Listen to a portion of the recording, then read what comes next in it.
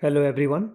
Until now in this video series, we have studied how to record all the financial transactions of the business and then finally classify them into accounts. A trial balance is also prepared to check the arithmetical accuracy of the accounts. All of this is done for an accounting period, maybe one accounting year, and then it is important to prepare financial statements for that year. The financial statements include the income statement that helps in ascertaining the profit or loss for the year and a statement of financial position, also known as the balance sheet, that is prepared to understand the financial position of the business at the end of the year. So in this video, we shall study how to prepare an income statement and calculate the profit or loss for the business.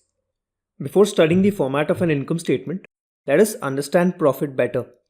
Profit can be divided into gross profit and net profit.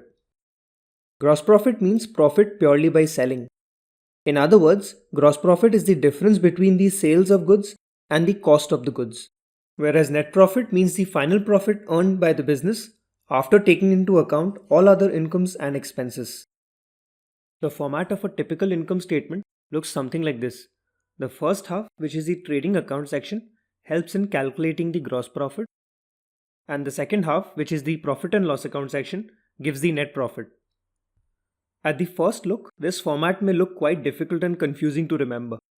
But let's break it down and understand each part of this so that preparing an income statement makes sense to us rather than just writing out a mugged up format. Gross profit, as mentioned earlier, is equal to the difference between the selling price and the cost price.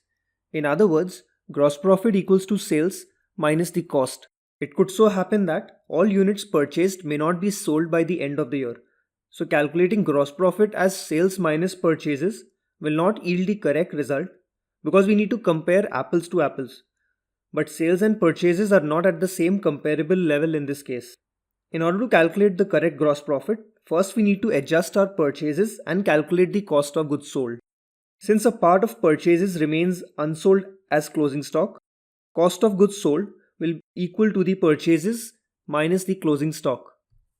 In a similar way, opening stocks at the beginning of the year, which were purchased in the last financial year, could be sold in the current year. Before calculating the correct gross profit for the year, it is necessary to make adjustments for opening stock also when calculating the cost of goods sold. Hence, revised cost of goods sold will be equal to purchases minus closing stock plus opening stock. This ensures that sales and cost are now at the same comparable level because closing stock that was unsold has been deducted from the purchases and opening stock which were not purchased in the current year but sold in the current year have been added back to the purchases. Apart from the above adjustments for opening and closing stock, another important adjustment required is of the direct expenses. First, let us understand the difference between the direct and the indirect expenses because unless we can distinguish between these expenses correctly, we might get our gross profit and net profit calculations incorrect.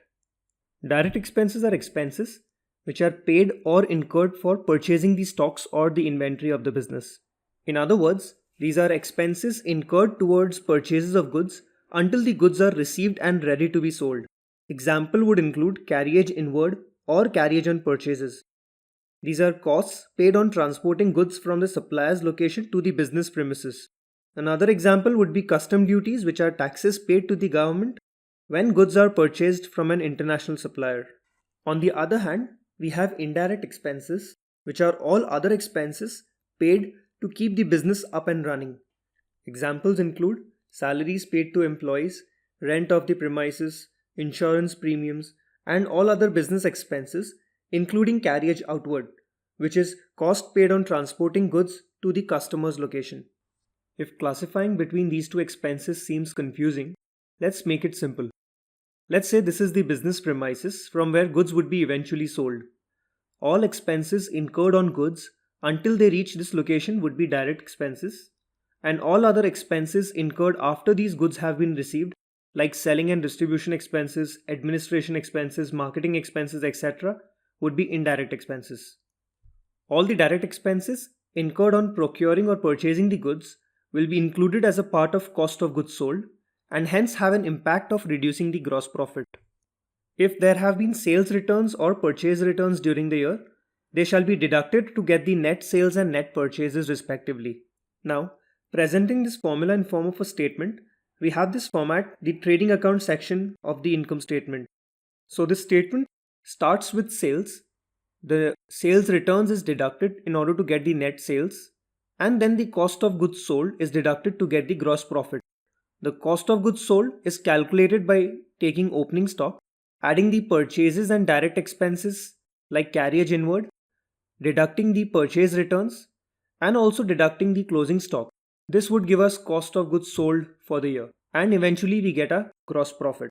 Once we arrive at the gross profit, we can calculate the net profit by adding all other incomes and deducting all other expenses, that is the indirect expenses, from the gross profit to arrive at the net profit. Let's prepare an income statement for a business using this trial balance. A trial balance will have various categories of accounts including assets, liabilities, incomes, expenses, capital, and drawings. First step is to identify all the incomes and expenses and also decide which is recorded in the trading account and which one is recorded in the profit and loss account. So let us go through the list of trial balance accounts and decide which one would appear in which part of the income statement. Sales will appear in the trading account section. Purchases also in the trading account part. Return inwards and return outwards in the trading account section. Carriage inward in the trading account section. Rent income is an other income. It will be recorded in the profit and loss account.